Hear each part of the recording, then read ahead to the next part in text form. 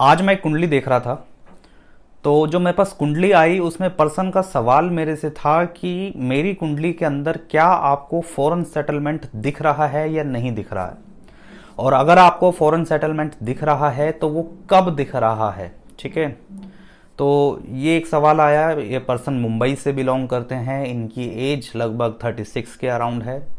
ये चाहते हैं कि इनका जो सेटलमेंट है वो किसी फॉरेन कंट्री में हो, स्पेशली ये यूएस जाने की प्लानिंग कर रहे हैं, और उसी के चलते इन्होंने मुझे कांटेक्ट किया, जिससे इनका मेन सवाल यही था। एक ही सवाल था, ज़्यादा सवाल इन्होंने मेरे से नहीं पूछे। एक ही चीज़ ये जानना चाहते थे कि क्या मेरी कुंडली के अंदर आपको ऐसी चीज़ दिख रही है कि जिससे मैं किसी भी फॉरेन कंट्री के अंदर जा सकता हूँ या नहीं।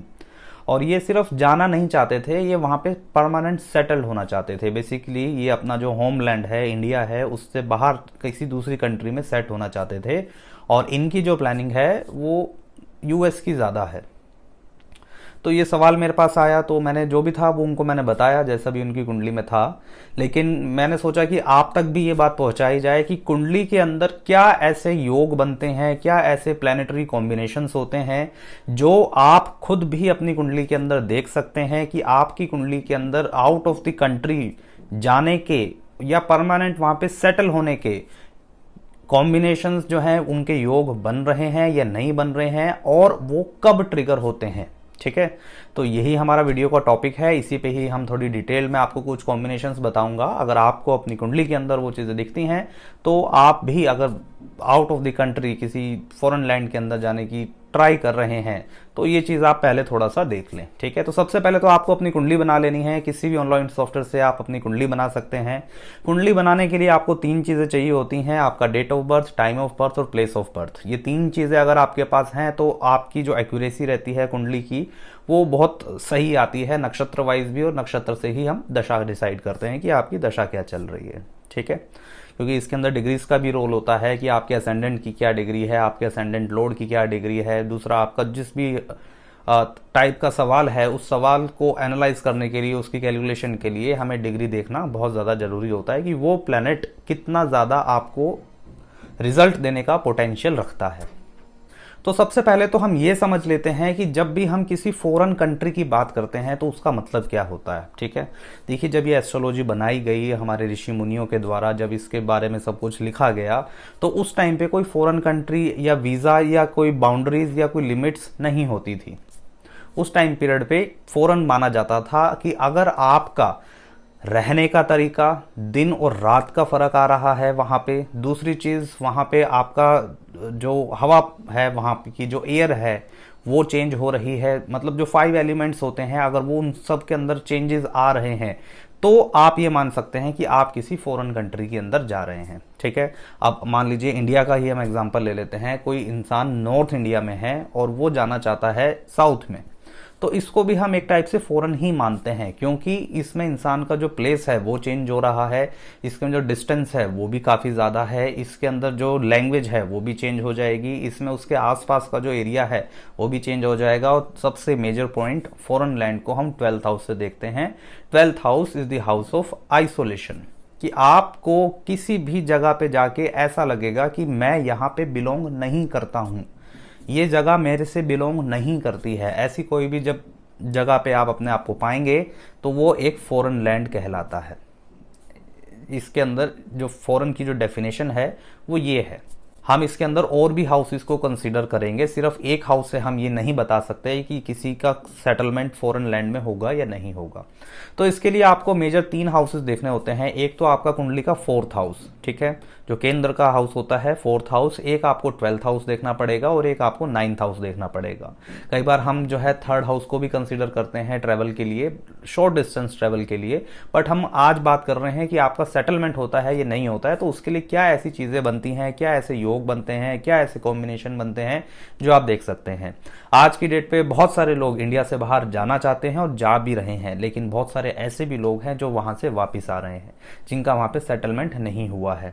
इवन कुछ लोगों ने तो दूसरी कंट्रीज का पीआर भी ले लिया है, उसके बाद भी वो अपने ही कंट्री के अंदर वापस आ रहे हैं। तो उनकी कुंडली के अंदर फॉरेन सेटलमेंट का योग नहीं होता है, फॉरेन जाने का योग जरूर होता है। फॉरेन सेटलमेंट आपका तब होगा जब कुंडली का 4th हाउस एफ्लिक्टेड होगा, ये आपको ध्यान रखना है। ठीक है।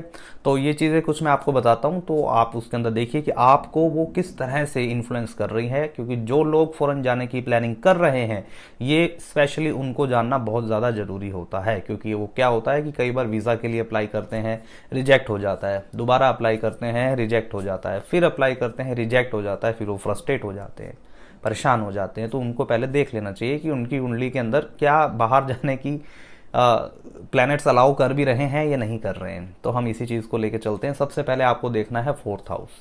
आपकी कुंडली का फोर्थ हाउस एफ्लिक्टेड होना चाहिए।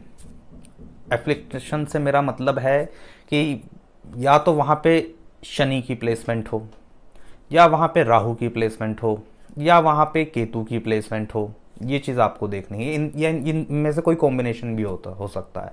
या तो शनि या केतु की प्लेसमेंट एक साथ हो सकती है, शनि या राहु की प्लेसमेंट एक साथ हो सकती है, सिर्फ अकेले राहु की प्लेसमेंट हो सकती है, सिर्फ अकेले शनि की प्लेसमेंट हो सकती है, सिर्फ अकेले यहाँ पे केतु की भी प्लेसमेंट हो सकती है।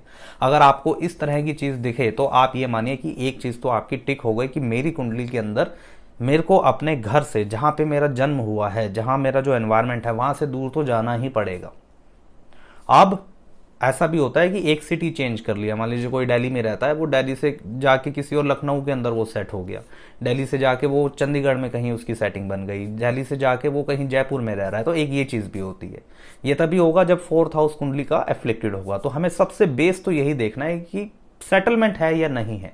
देखिए कोई भी जा सकता है आज की डेट पे, बस आपने टिकट करानी है। कुछ कंट्रीज तो वीज़ा की भी ज़रूरत नहीं है इंडियंस को, तो आप वहाँ पे तो बस टिकट कराइए और जाइए और वापस आ जाइए। वो एक अलग चीज़ है, वो एक टूरिज्म चीज़ है, उसकी बात नहीं हो रही है। हम बात करेंगे सेटलमेंट के बारे में कि फॉरेन कंट्री के अंदर सेटलमेंट है या नहीं है। मेन ये हमने देखना है। तो फोर्थ हाउस का सबसे मेजर रोल आता है।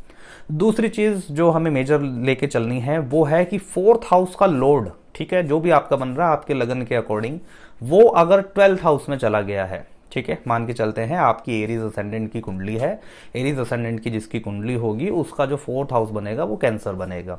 कैंसर राशि का जो लॉर्ड बनता है वो है मून। तो मून की प्लेसमेंट अगर कुंडली के 12th हाउस के अंदर आ जाती है तो ये एक बहुत ही स्ट्रॉन्ग इंडिकेशन बन जाता है कि इस पर्सन की सेटलमेंट जो है वो किसी फॉरेन कंट्री के अंदर हो सकती है।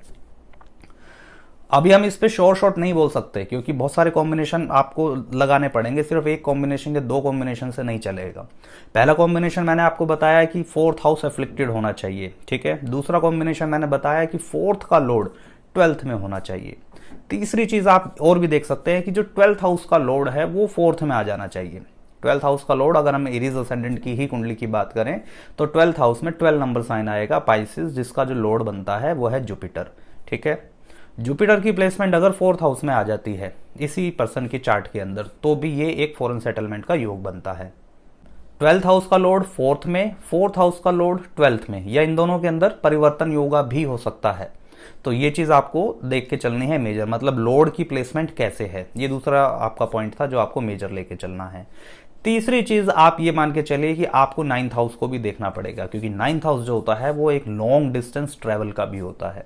9th हाउस हमारे लक का होता है, 9th हाउस हमारे फादर्स की टीचिंग का होता है, 9th हाउस हमारे जो टीचर्स होते हैं उनका होता है। 9th हाउस एक लॉन्ग डिस्टेंस जर्नी को भी दिखाता है। अगर आप लॉन्ग डिस्टेंस जर्नी मतलब किसी दूर की कंट्री में जाना चाहते हैं, ठीक है, जैसे आप यूएस जाना चाहते हैं, कनाडा जाना चाहते हैं, तो उसके अंदर 9th हाउस का रोल आएगा।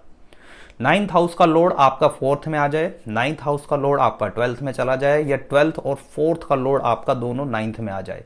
इन तीनों ग्रहों के अंदर अगर कुछ इंटरचेंज हो रहा है ग्रहों का तो भी ये एक कॉम्बिनेशन बनता है किसी फॉरेन कंट्री के अंदर सेट होने का, ठीक है। ये आपको तभी देखना है लाइन वाइज की, जो जैसे मैं बता रहा हूं कि पहले आपको फोर्थ हाउस की कंडीशन देखनी है, फिर आपको फोर्थ हाउस के लॉर्ड की प्लेसमेंट देखनी है, फिर आपको 12th हाउस के लॉर्ड की प्लेसमेंट देखनी है, फिर आपको 9th हाउस के लॉर्ड की प्लेसमेंट देखनी है कि इन तीनों के अंदर कनेक्शन बन रहा है या नहीं बन रहा है, फोर्थ का, 12th का और 9th का, ठीक है। अगला जो कॉम्बिनेशन है, जो अगला पॉइंट है जो आपको देखना है, आपका अगर कुंडली का असेंडेंट का लॉर्ड, ठीक है, मान लीजिए हम जो एग्जांपल ले रहे हैं मेष लगन की कुंडली का एग्जांपल है, इसके अंदर असेंडेंट का लॉर्ड अगर अपने से 12th मतलब 12th हाउस में चला गया है तो भी वो एक फॉरेन सेटलमेंट का कॉम्बिनेशन बनता है। और या इसका वाइस वर्सा भी हो सकता है कि 12th हाउस का जो लॉर्ड है वो फर्स्ट में आ जाए, मतलब 12th हाउस का जो लॉर्ड जुपिटर बन रहा है, जुपिटर की प्लेसमेंट अगर फर्स्ट के अंदर हो जाए, लगन के अंदर हो जाए, तो ये भी एक कॉम्बिनेशन है, इस पे भी आप टिक कर दीजिए। ठीक है, एक कॉम्बिनेशन और बनता है अगर राहु की प्लेसमेंट, क्योंकि देखिए जो बाहर जाने के लिए, किसी फॉरेन कंट्री के अंदर ले जाने के लिए जो प्लेनेट रिस्पॉन्सिबल है वो है राहु। राहु की प्लेसमेंट कुंडली के 4th हाउस में, 10th हाउस में, 12th हाउस में, 9th हाउस में, 2nd हाउस में अगर आपको दिख रही है तो ये भी एक बाहर जाने का कॉम्बिनेशन है। तो ये सारी चीजें आपको देख के चलनी है कि राहु का इन्फ्लुएंस यहाँ पे आएगा ही आएगा। अब चाहे आप कनाडा जाना चाहते हैं, चाहे आप न्यूयॉर्क जाना चाहते हैं, या यूएस जाना चाहते हैं, या आप यूके जाना चाहते हैं, तो ये दूर की कंट्रीज हैं, इनके लिए आपको 9th हाउस को कंसीडर करना पड़ेगा।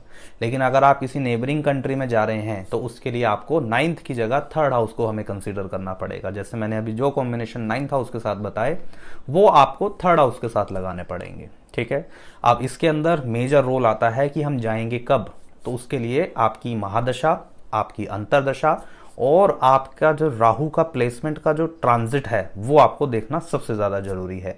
राहु का प्लेसमेंट या राहु का जो हम ट्रांजिट की बात कर लेते हैं, जो लाइव प्लैनेट चल रहे होते हैं, राहु का ट्रांजिट अगर कुंडली के 12th हाउस से हो रहा है, कुंडली के 4th हाउस से हो रहा है और कुंडली के 9th हाउस से हो रहा है, और इसी के साथ राहु की अंतरदशा भी चल रही है, तो इस राहु को यहाँ पे एक्टिव होने का, काम करने का पूरा पोटेंशियल मिलता है। राहु यहाँ पे अपने हिसाब से पूरा रिजल्ट देता है। ठीक है, तो ये थे कुछ मेरा टेक। अगर आप किसी फॉरेन कंट्री के अंदर सेटल होना चाहते हैं, आपकी कुंडली के अंदर कौन सा प्लैनेट 4th में है, कौन सा प्लैनेट 12th में है, कौन सा प्लैनेट 9th में है, और अगर आप किसी कंट्री में जाना चाहते हैं, ठीक है, तो आप नीचे कॉमेंट करके जरूर बताएं।